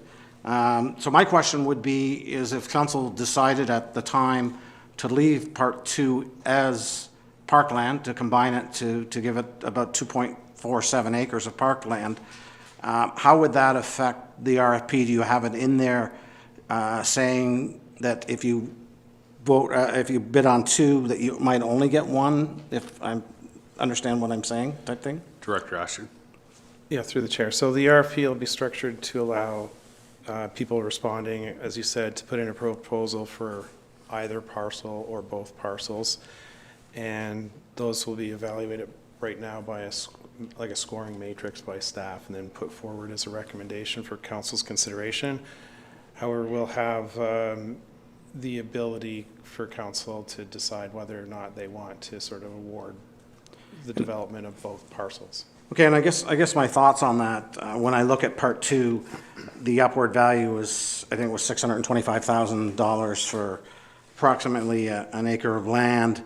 And I guess this is a discussion when it comes back, is the area basically does not have a lot of parkland, and we've got to get this right. So you've answered my question that we could make it bigger park and scale it down, so I'm happy with what your answer is. Thank you. Okay. Councillor Chatton. There we go.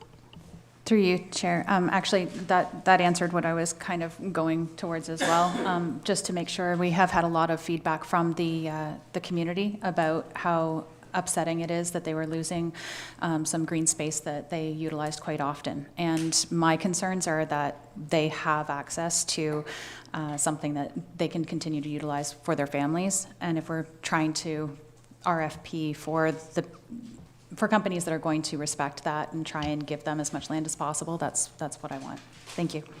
Councillor Brown. Thank you. 2 questions for staff, if I may. What is the approximate timeline for the RFP issuance and decision? Director Ashton.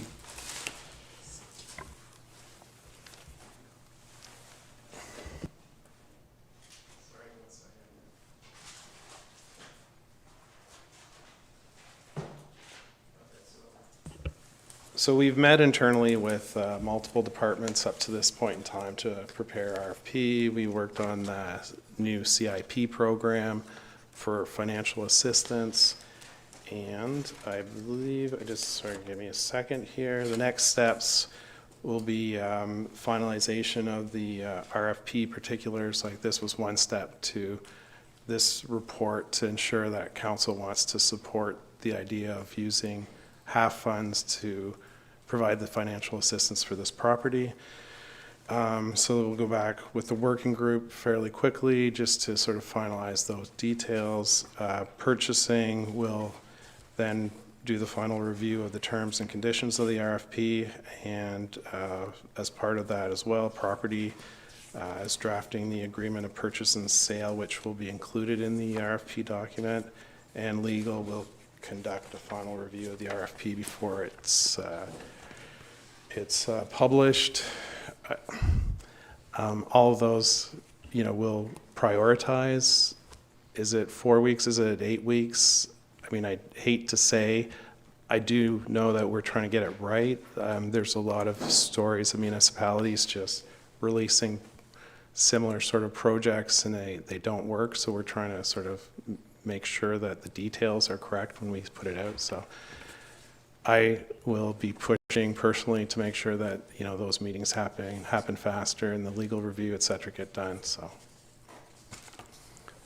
And then my second question, And I appreciate today is more so about the funding, and I'm fully supportive of the approach recommended in the report. I just wanted to make that clear. But I do think that given all of the feedback we've received from the surrounding residents over the course of the number of times we've brought this forward for discussion, all valuable discussion, I think we have to somehow find a win in this for the residents while we're undertaking the part through the RFP process. So do we have an approximate timeline? And I get it's a budget timeline for the park upgrades at that location. Director Ashton, do you want to start, or do you want me to just go to Director of Transportation and Operational Services? He's looking your way. Director Sorry. Reed, Yeah. Through the chair, can you just reframe the question? if you could activate your microphone. Sorry, so if, essentially I'm asking, what's the approximate timeline for the park upgrades to be completed? It's a budget item, it's not in this year's budget, but is it? I'd have to look at the asset management plan and long-term planning, but we are looking at, 2027 to 2029 and some of the park upgrades, so be a number of years out. Okay. My concern is, as I say, I think we need to find a win in this for the surrounding neighborhoods. And so something I think we may raise in the 2027, maybe the 2027 budget discussion, so. Director Ashton? So when we do release this RFP and based upon the proposals we get, and if there's a successful proposal, then EDS will work with TOS parks to look at perhaps even doing a budget amendment to align with hopeful development of affordable housing at that site. Okay. Any other questions or comments on the motion? If not, all in favor? That carries. Thank you. Bear with me here. So moving on to 8C, information items. Council may adopt information items by one motion, but prior to consideration of such motion, members may request that specific items be removed from consideration and under such motion, and council may consider such items individually. And there's 8C3, there's 2 there. I'll just get a motion on the floor for both. Councillor Chatton, Councillor Kelly, any questions or comments on either? Seeing none, all in favor? That's carried. Thank you. Recommendation to rise and report. The Committee of the Whole does now rise and return to Council at 6 p.m. Moved by Councillor Chatton, second by Councillor Sue. All in favor? That's carried. Thank you. Thank you, Councillor Carr. Okay, I need a motion for bylaws 2026, 65, and 66 be read and passed. Moved by Councillor Chatton, seconded by Councillor Sue. Discussion, all in favor? Carried. New business. Seeing none. Notice of motions. Yep. Okay. Oh, yeah, I have one. Sorry. The question is to find it now. I need a mover or seconder that bylaw number 2026-070, a bylaw to approve the authorization and execution of a medical service agreement between the corporation of the City of Belleville and Dr. Elizabeth Lohr, be read and passed this 11th day of May 2026. Moved by Councillor Chatton, seconded by Councillor Kelly. All in favor? Carried. Announcements. Going down the left side. Seeing Councillor Sue.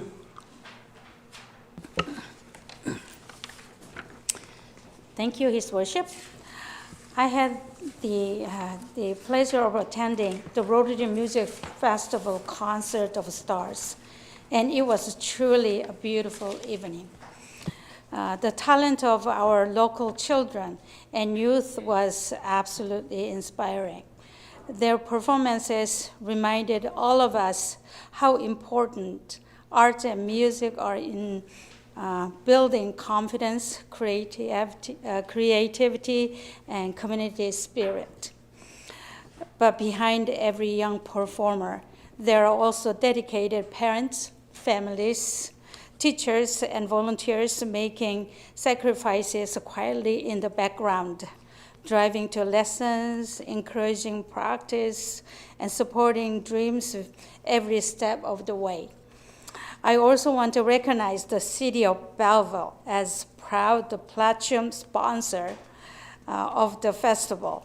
Our city's continued support of arts and culture truly matters.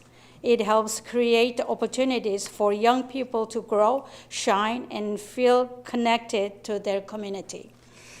Events like this remind us that Belleville is not only growing economically, but also growing culturally and artistically. Thank you, everyone who helped make this wonderful event possible. Thank you, His Worship. Thank you, everyone. Okay, anybody on this side? Councillor Kelly? Thank you, Mayor. 3 good positive stories to share tonight. This past Friday, I was at the Ramada Inn. It was the 162nd Chamber of Commerce President's Dinner, along with the Mayor, Councillor Brown, Councillor Thompson. All the best to Sandy Ramsey. He was the new leader now, President of the Chamber of Commerce. Lisa Comerford ended her term. She did a great job as well in the Chamber. Jill Raycroft and the team there worked closely with 400 to 500 businesses. Saturday morning, along with the Mayor, I was at Jane Forster Park for the Huntington's Disease Walk. Brenda Huffman, her family and friends, raised some money and awareness for Huntington's disease. 5 years ago when this walk started, 5 years ago, 4 people showed up to walk. And this past weekend, close to 100. That's progress. And we wanted to give a shout out to Josh Hill. He is General Manager of the Belleville Kodiaks. That's Belleville's new Senior B lacrosse team. And one of the local lads that's playing is Blake Miracle.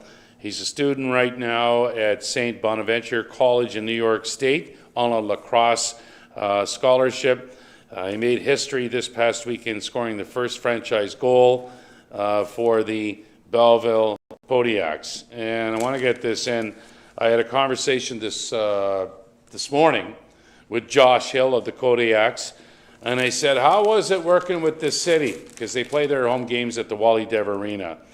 And he just told me, he said, Kerry Lamb, the Director of Community Services, and the team at the Quinte Sports and Wellness Center, second to none.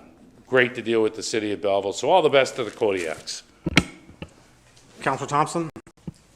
Yeah, just one announcement. I had the pleasure of attending a informal or uninformal opening of a immigration office by a group from Barrie, Ontario, are coming to Belleville. They've opened up an office part-time on the building right on Victoria and on Pinnacle Street, and they're starting here, and they'll be open 2 days a week, and they're looking there to help immigrants come into Belleville. So I had the pleasure of being there to attend that opening. Thank you. Okay. Need a confirmation bylaw. The Proceedings Council be held May 11th, 2026. Be read and passed. Bylaw 2026-069. Moved by Councillor Brown, seconded by Councillor Chatton. All in favor? Carried. Motion to adjourn at 6:08 p.m. Councillor Thompson, Councillor Carr. All in favor? Carried.